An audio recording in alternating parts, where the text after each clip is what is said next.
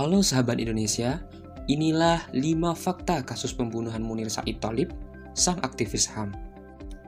Tahukah kamu bahwa kasus Munir adalah kejahatan terhadap kemanusiaan dan dapat masuk sebagai pelanggaran HAM berat?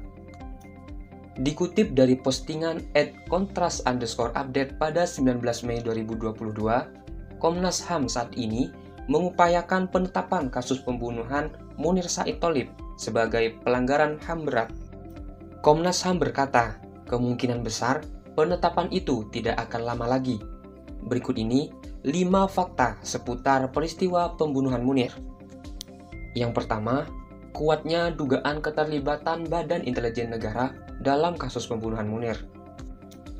Dugaan ini membuktikan bahwa kasus pembunuhan Munir bukan hanya Polikarpus melawan Munir, tapi negara melawan Munir.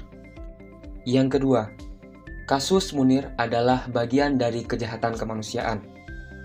Kasus pembunuhan Munir adalah tindakan pembunuhan berencana yang dilakukan Polikarpus dan difasilitasi Direktur Garuda saat itu, Indra Setiawan. Kasus ini masuk pada kategori tindakan penyiksaan. Mirisnya, pembunuhan Munir dilatar belakangi oleh sikap politik Munir yang dianggap kritis terhadap negara. Yang ketiga, ada konspirasi dalam kasus Munir. Diduga ada kesepakatan jahat dari keterlibatan beberapa pihak pada kasus pembunuhan Munir. Mulai dari PT Garuda Indonesia sebagai badan usaha milik negara, beberapa petinggi BIN, dan adanya catatan percakapan telepon antara pejabat BIN dengan Polikarpus. Konspirasi negara semakin berlanjut untuk memberitahukan hasil laporan lapangan kasus Munir kepada publik. Yang keempat, pembunuhan Munir bagian dari serangan terencana.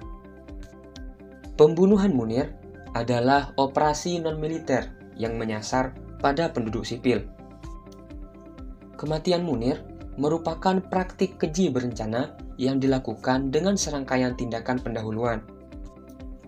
Munir mengalami teror dan beberapa percobaan pembunuhan sebelum akhirnya terbunuh akibat diracun di pesawat. Dan yang terakhir, kasus Munir menjadi ancaman bagi siapapun yang menyuarakan hak asasi manusia. Jika penuntasan kasus Munir tidak diadvokasi, maka berdampak pada keistimewaan pelaku dan praktik buruk negara.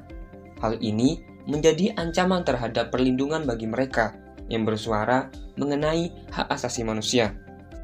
Dan itulah kasus pembunuhan Munir Said Thalib, sang aktivis HAM. Selebihnya, terima kasih.